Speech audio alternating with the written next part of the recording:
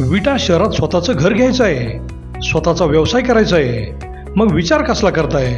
विटा कराड हायवे लगत विवेकानंद नगर बसस्टॉप समोर साकारते विट्यातील सर्वात मोठे शॉपिंग कॉम्प्लेक्स, ज्यामध्ये असतील 45 शॉप्स, 15 ऑफिसेस आणि तब्बल 42 फ्लॅट्स, तेही स्वतंत्र पार्किंगसह. मुंबई पुण्यासारखे जीवन जगताना आपण अनुभवाल वॉकिंग ट्रॅक, मंदिर, गार्डन, जिम, स्विमिंग पूल, 24 तास सतर्क सिक्युरिटी, CCTV कॅमेरे, बेसमेंट पार्किंग व अन्य बऱ्याच सोयीसुविधा. चला तर मग आजच आपले बुकिंग निश्चित करा. आमचा पत्ता डायमंड आर्केड, कराड रोड, विटा.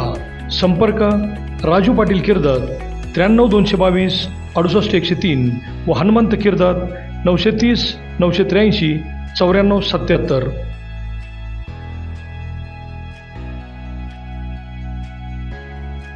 नमस्कार, प्राईम न्यूजमध्ये आपल्या सर्वांचे स्वागत.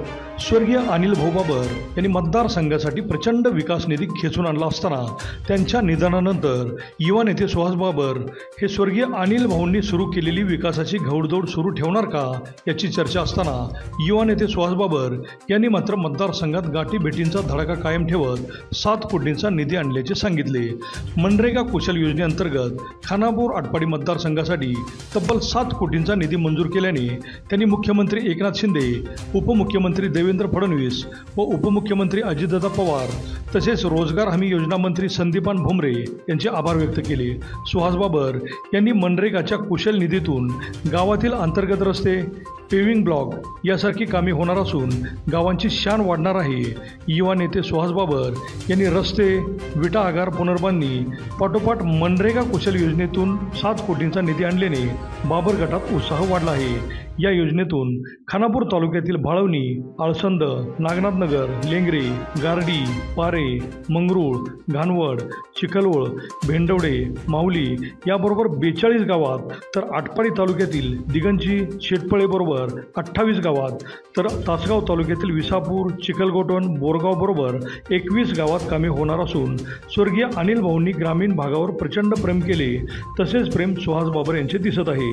त्यांनी विकास कामांची घौडदौड सुरू ठेवल्यानेच महायुतीतून त्यांची उमेदवारी फायनल असल्याचे त्यांचे कार्यकर्ते विश्वासाने बोलत आहेत.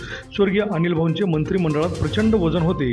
मतदारसंघाचा कायापालट करण्याचा वेढा त्यांनी उचलला होता. त्यामुळे खानापूर आटपाडी मतदारसंघात मोठा विकास निधी येत आहे आणि आगामी निवडणुका डोळ्यासमोर ठेवूनच युवा नेते सुहास बाबर यांची घौडदौड सुरू आहे. सुहास बाबर यांच्या या कामाच्या धडाक्यामुळे त्यांची मोठी चर्चा मतदारसंघात होत आहे. अभिजित शिंदे, प्राईम न्यूज, विटा.